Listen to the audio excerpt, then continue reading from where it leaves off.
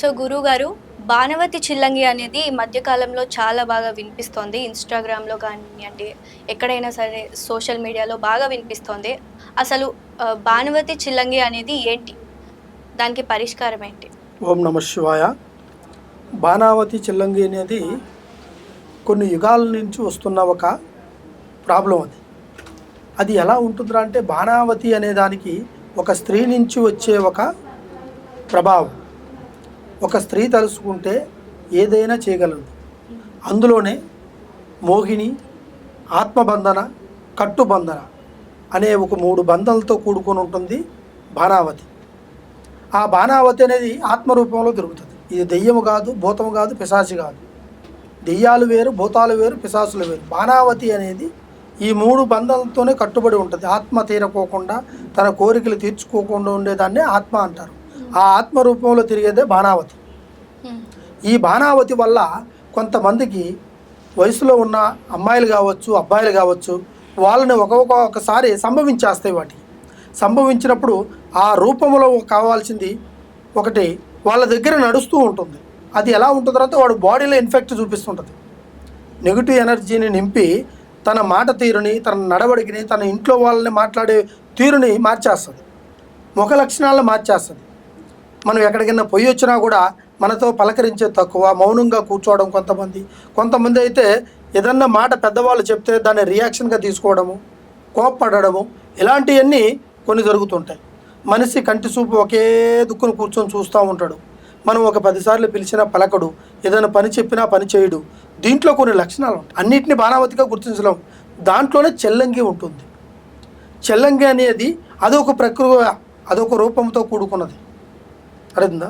ఈ 2 కలిపి ఒక బాణావతి, ఒక చెల్లంగి, ఈ 2 కలుపుకుంటేనే మనిషి బాడీలో ఉన్న ఆరోగ్యాన్ని ఒక్కొక్క దాని మీద దెబ్బతీసేసి తన మైండ్ సెట్ని మార్చేస్తుంది, తన ఆలోచనను మార్చేస్తుంది. తను మంచిగా నడిచి మంచిగా విధానాన్ని పోయే కుటుంబంలో చెడుని తీసుకొచ్చేసి పెట్టేసి వాడి వల్ల ఇల్లు అంతా సఫర్ అయిపోతుంది. నలుగురికి తెలియని విషయాలు కూడా వీడి నుంచి బయటకు వచ్చేస్తాయి. అంటే వీడి మనసులో ఉన్నవి కావయి, అవి ఆత్మరూపంలో వచ్చిన బాణావతి చెల్లంగిలో ఉన్నాయి. వీడి రూపంలో అవి బయటికి తీస్తున్నాయి. అవి తీసినప్పుడు ఆ నడవడికను బట్టే వాడు నడుచుకుంటాడు. అప్పుడే మనం ఆలోచిస్తాం దాన్ని, ఇది దెయ్యం పట్టిందా, భూతం పట్టిందా అని కొంతమంది అంటుంటారు. కొంతమంది ఉగ్రం వచ్చి ఊగుతుంటారు. అలాగనే కళ్ళు మెర్రగా చూస్తుంటారు, ఎర్రబడతాయి, జుట్టు ఎర్రబోస్తారు. ఇవన్నీ దాంట్లో కొన్ని దెయ్యాలు ఉంటాయి, భూతాలు ఉంటాయి, తర్వాత రక్త పిశాసులు ఉంటాయి. వీటితో కలుపుకునేది కాకుండా ఈ బాణావతి చెల్లంగిలో ప్రత్యేకంగా ఉంటాయి.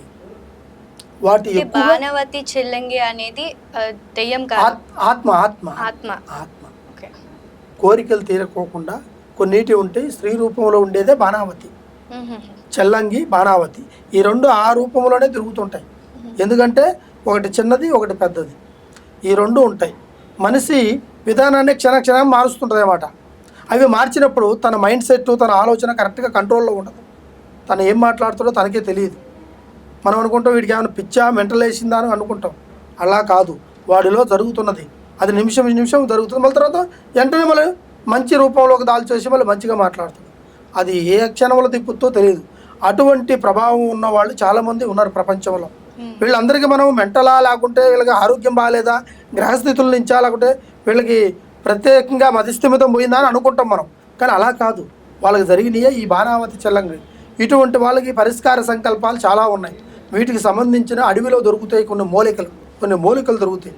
ఆ మూలికల ద్వారా తెప్పించేసి వాటిని అగ్గిధూళి వేయాలి. అగ్గిధూళి వేసి ఆ బాణావతిని బయటికి ఏర్పాటు చేయాలి. అంటే వాడు బాడీలో ఉన్నదాన్ని లేపుతాం పైకి. ఇది దెయ్యం వేరు, బాణావతి వేరు. అప్పుడు ఏంటంటే తన కోరికతో వచ్చిన మాటని, తన పేరుతో వచ్చిన మాటని అన్నీ చెబుతుంది. దెయ్యాలు కూడా చెప్తాయి. దెయ్యం పెట్టిన వాళ్ళు కూడా నా పేరు ఇట్లా, నేను ఎక్కడి నుంచి ఆశించి వచ్చినానని దెయ్యాలు కూడా చెప్తాయి.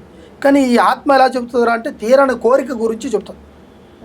ఫలానా సమయంలో, ఫలానా సందర్భంలో నాకు ఇలా ఇటువంటిది జరిగింది.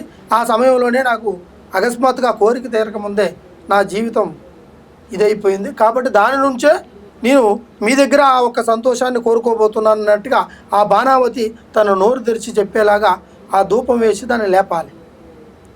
ఆ సంజీవులతో దాన్ని కట్టడి కట్టాలి. అప్పుడు దాన్ని బంధించగలుగుతాం. మూకిడి తెలుసు కదమ్మా, కుండ మూకిడి. ఆ మూకిడిలో పెట్టి బంధించాలి. అప్పుడు అది బంధించితేనే ఆ ఒక్క బంధన కట్టు దాంట్లోకి వచ్చేస్తుంది. దానికి 101 మంత్రకట్టు కట్టేసి దానికి ఒక తాయిత రూపంలో తయారు చేసి దాన్ని తీసుకెళ్ళి ఎక్కడంటే అక్కడ పడేయకూడదు. దాన్ని పడేస్తే అది ఎవరికైనా మళ్ళీ ఆ సమయంలో ఆ టైంలో ఎవరు పోతారో తెలియదు, వాళ్ళకి సంభవిస్తాయి. లేదా తప్పించుకొని ఇటు వచ్చే అవకాశాలు ఉంటాయి. వాటిని తీసుకెళ్ళి ఒక గంగలోన కలపాలి, లేకపోతే భూస్థాపితం చేయాలి. అప్పుడే ఆ బాణావతికి విముక్తి అవుతుంది. దానికి తగినట్టుగా కొన్ని రెమెడీస్ కూడా మన దగ్గర ఉన్నాయి, మనం చేయొచ్చు. మీకు ఇటువంటి సమస్యల్లో మీరు బాధపడే వాళ్ళు ఎవరున్నా కూడా ఒక్కసారి స్వామి గారిని సంప్రదించండి. దానికి తగినట్టుగా పరిష్కారం కంపల్సరీ చేయొచ్చు, నేను చేస్తాను.